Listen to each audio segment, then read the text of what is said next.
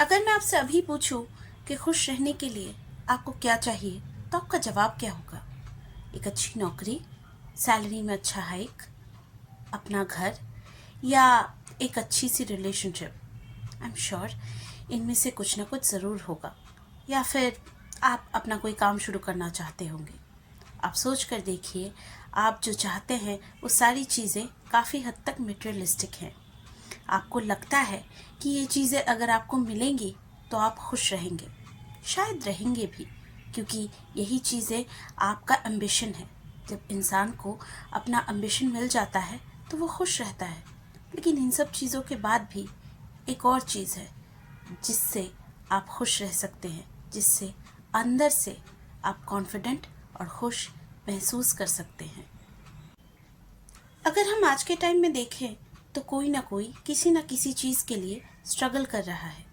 मैं मेटेरियलिस्टिक चीज़ों की बात यहाँ नहीं कर रही, मैं इमोशनल स्ट्रगल की बात कर रही हूँ।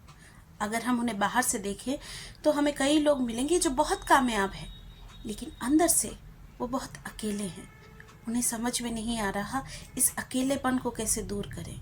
वो कभी कभी बहुत इमोशनली ड्रेन फील करते हैं और उन्हें समझ में नहीं आता कि उनकी ज़िंदगी में ये खालीपन कैसे आ गया।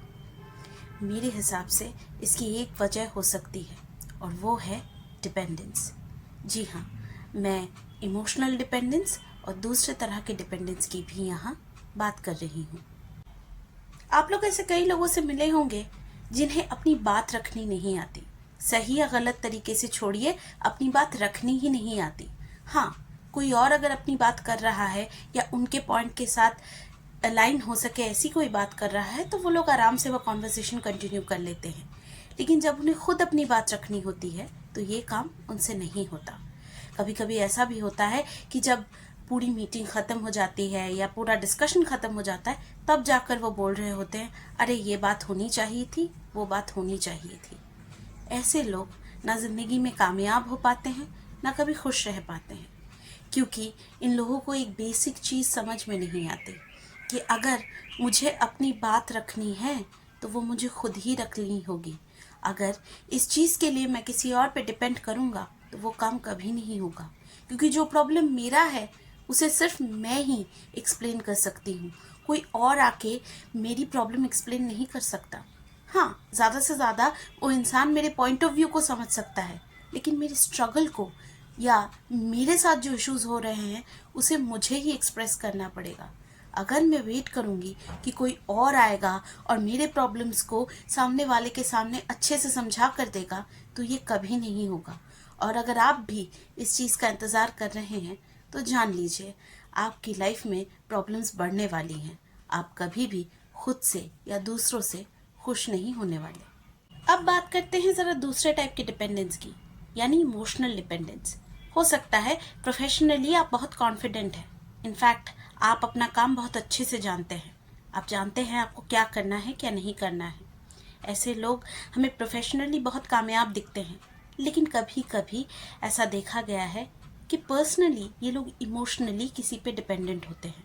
हो सकता है वो उनके पेरेंट्स हो सकते हैं, हो सकता है लाइफ पार्टनर हो सकता है, सिबलिंग्स हो सकते हैं, या कोई फ्रेंड या कोई भी एक इंसान इनकी ज़िंदगी में ज़रूर होता है जिनसे बात किए बगैर ये लोग कोई फ़ैसला कर ही नहीं सकते। अगर वो इंसान किसी वजह से उनकी लाइफ से चला जाए तो बहुत दूर की बात है, वो छोड़ दीजिए। अगर किसी वजह से वो इंसान अवेलेबल ना हो इनकी लाइफ में तो ये लोग परेशान हो जाते हैं। इन्हें समझ में नहीं आता कि ये करें तो क्या करें, किससे बात करें। इस इंसान से छोटी छोटी बात शेयर करने की इन्हें आदत हो जाती है, और जब ये इंसान इनके आसपास नहीं होता तो ये पैनिक करने लगते हैं। इन्हें लगता है कि कुछ नहीं कर पाएंगे, कोई फैसला नहीं ले पाएंगे। जो ऑफिस में बड़े बड़े फैसले लेता है वो अफसर भी कभी कभी परेशान हो जाता है और वो एक छोटी सी बात डिसाइड नहीं कर पाता कि एक पार्टी में उसे जाना चाहिए या नहीं। आपकी ज़िंदगी में अगर ऐसा कोई दोस्त है जो आपको हमेशा अच्छी एडवाइस देता है, आपको इमोशनली सपोर्ट करता है, तो ये बहुत अच्छी बात है। मैं तो कहूँगी उस रिश्ते को अच्छे से नरिश कीजिए। लेकिन एक बात है, आपको समझना होगा कि वो इंसान हमेशा आपके लिए अवेलेबल नहीं हो सकता। इमोशनली आप पूरी तरह किसी और इंसान पे डिपेंड नहीं कर सकते। क्योंकि ये सुनने में शायद आपको थोड़ा सा सेल्फिश लगे, लेकिन उस इंसान के भी अपने इश्यूज़ हैं, अपने स्ट्रगल्स हैं, अपनी परेशानियां हैं। हाँ, शायद वो अपने मुंह से नहीं कह सकता, लेकिन कभी कभी उसका भी मन करता है कि वो अपने इश्यूज़ को लेकर थोड़ा सोचे, थोड़ा दूसरों के बारे में नहीं, ज़्यादा अपने बारे में सोचे। और ऐसा भी हो सकता है कि आप दोनों के बीच में कोई इश्यूज़ हो या लाइफ में ऐसा फ्रेज आए जहां आप उसके साथ कनेक्टेड ना रह पाए। तब अगर आप अपने फैसले नहीं कर पाते तो हम कहेंगे कि आप इमोशनली पैरालाइज्ड हैं। I know it sounds very scary, लेकिन अगर आप एक ही इंसान पर हर चीज़ के लिए डिपेंड करते हैं, अगर आपको लगता है कि उस इंसान को सब कुछ पता है, आपके कपड़ों से लेकर आपके रिलेशनशिप से लेकर किसको कौन सा तोहफा देना है ये, या फिर अगर आपके घर में मेहमान आ रहे हैं तो घर में क्या खाना बनेगा, ये डिसीजन भी वो आपके लिए ले सकता है, तो आपको सोचने की ज़रूरत है। आपको फिर से अपनी ज़िंदगी को सजाने की ज़रूरत है। देखिए, डिपेंडेंस की सबसे बड़ी प्रॉब्लम ये है कि ये अनरियलिस्टिक एक्सपेक्टेशन सेट करता है। जैसे ही हमारी किसी से वाइब मैच होने लगती है और वो इंसान हमें लगभग समझने लगता है, हमें धीरे धीरे वक्त गुजरने के साथ यही लगने लगता है कि अगर मैं मुंह से कुछ नहीं बोलूँगी तब भी वो मेरे दिल की बात समझ जाएगा। अगर मैं ये चीज़ बोल रही हूँ तो इसके पीछे जो छुपा हुआ रियल मीनिंग है वो उसके समझ में आ जाएगा। हो सकता है ऐसा कभी कभार हो भी जाए, ऐसा हो जाता है तो अच्छी बात है, लेकिन हमेशा ये एक्सपेक्ट करना कि सामने वाला मेरी बात बिना कहे समझ जाए, ये सही नहीं है। अगर हम सोचते हैं कि हमारी सोच, हमारी ख्वाहिशें कोई दूसरा बिना बताए समझ जाए, तो ये तो उस पर बर्डन डालना हुआ। हम तो उसे भगवान समझ रहे हैं या कोई जादूगर जो हमारे दिल की बात पढ़ लेगा।